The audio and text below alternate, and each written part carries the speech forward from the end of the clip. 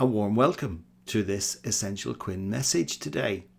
I want to share with you a recent short letter published by Paul Craig Roberts, a retired economist and academic who served in the Ronald Reagan administration. Mr. Roberts is 85 years of age, and yet his writings on the state of the US and Western countries are truly profound. As you would expect from me, he is opposed to the neocon ideology that has taken over America under Bush, Obama, Trump and Biden. Directly quoting him, "The neocons are the worst thing that ever happened. They're really the scum of the earth. They should all be picked up and shipped out of the country." Paul Craig Roberts' letter goes as follows. In the US and throughout the Western world, or what little remains of it, the white ethnicities who once constituted nations are now submerged in Towers of Babel, in which the white ethnicities are demonized and reduced to second-class citizenship in law, made to feel guilty and not only silenced but actually punished for protesting the overrunning of their countries by immigrant invaders. The intrusion of government into the family has destroyed the authority of parents. It is the state that has power over children. The children are brainwashed and indoctrinated in public education that they and their parents are racists and they might be born into the wrong body. Fortunes are being made in changing the gender of children in a process that legally has been taken out of the hands of parents. Everyone knows that the immigrant invaders are not refugees from oppression.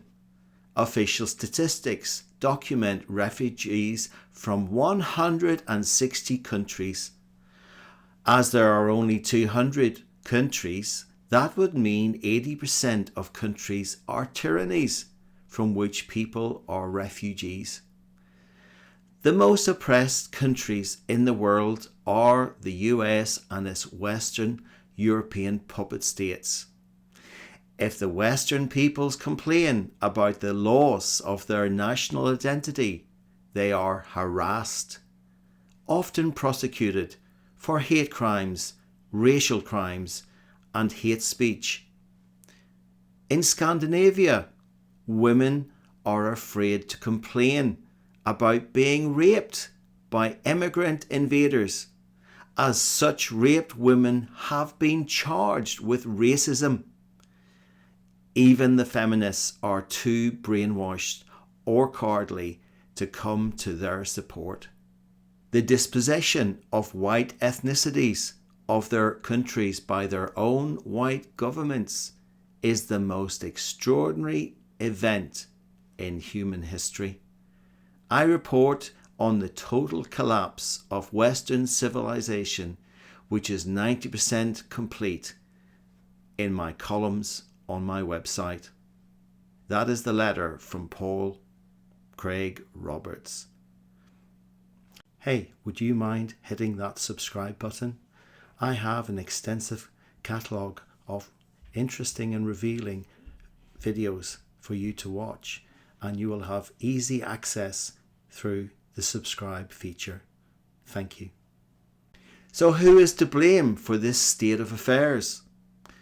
Where our once prized rule of law and order, neighbourly and peaceful coexistence, and the pre-1970 education system that met the needs of both technically and academically minded children, today described as discriminatory, has all been placed in the trash can of history. All of this has not come about because of a select group of devious and bribed politicians. None of them have an ounce of stature or the brains to make such a transformation in our societies.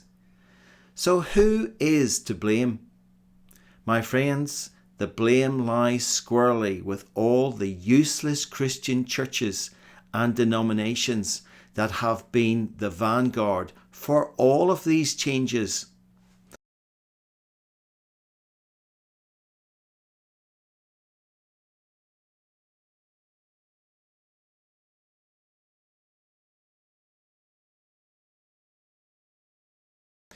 The Christian churches, by losing their saltiness, have exposed wider society to the works of evil and darkness, and we are seeing the results today. Now, I know there will always be faithful ministers, believers, and exceptions to what I have just said within a church or a denomination. Such people continue in apostate churches, trying to be the salt, the preservative, in the hope that sense will prevail.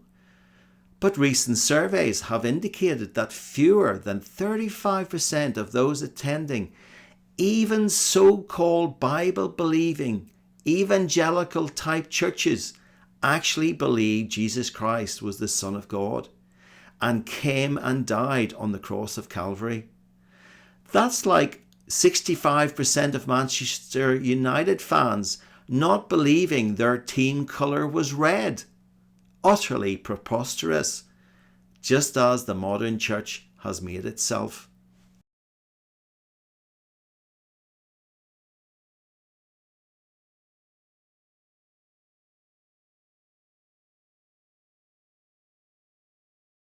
Thank you for watching this message.